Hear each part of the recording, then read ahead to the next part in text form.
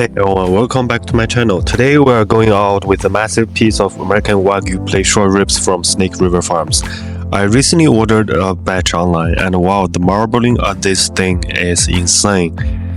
It's like art on a plate. We're doing a classic slow roast in the oven, then finishing with a reverse sear for that perfect crispy crust. Pairing it with the creamiest, fluffiest mashed potato you have ever seen, like fresh snowflakes. This is comfort food elevated. First, we pat the ribs dry. Generously coat both sides with coarse sea salt and plenty of black pepper. Don't hold back. Drizzle olive oil all over and rub it evenly. Mustard works great as blender if you want extra flavors. Then we wrap the whole slab tightly in heavy-duty foil like a present. Pop it into a preheated oven at 275 degrees for 2 hours. This is low and slow. Start breaks down the convective tissue and breaks all that Wagyu fat tender beautifully without drying out.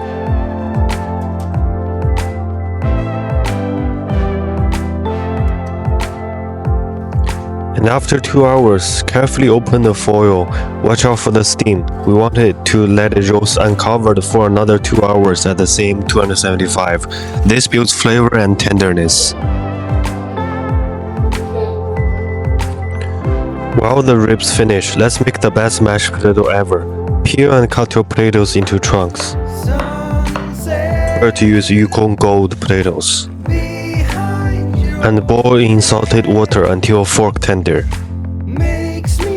Drain and then pass through a medium colander or strainer. Press and mash them through with a spoon or spatula. For the next level fluffiness, do it again through a finer colander or ricer. Yeah, it's a bit arm work, but trust me, the result is like a fresh fallen snow. Light, airy, no gumminess. Keep an eye on the internal temperature. Pull it when heats 125 or 135 in the thickest part.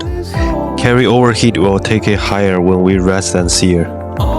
Now for the magic, brush on a generous layer of your favorite barbecue sauce. I love a tangy Kentucky one, but use whatever you like. Be heavy-handed. Switch the oven to boil on high.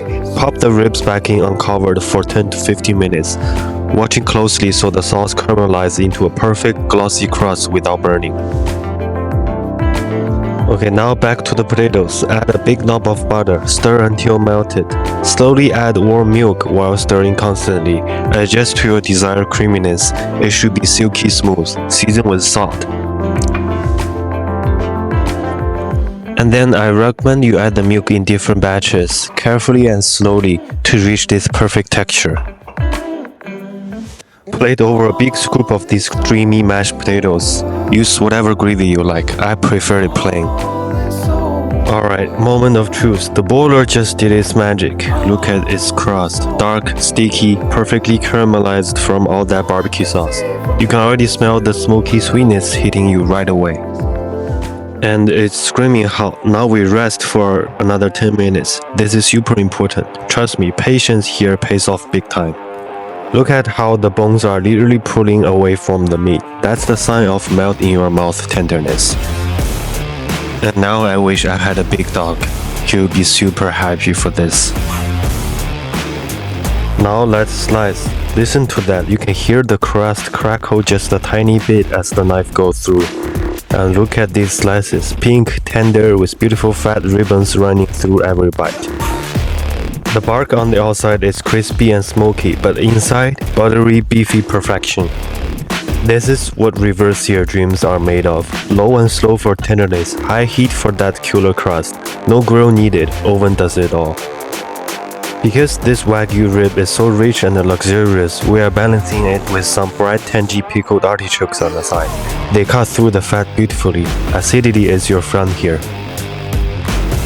There it is. Look at this beauty. Tender enough to pull apart with a fork. Crusty on the edges. Juicy in the middle. One bite of rib. Creamy potato. That tangy artichoke. And a glass of red wine seals the deal. If you tried this, tag me. I would love to see your versions. Like it if you're hungry now. Subscribe for more premium home cooking. Bye. See you next time.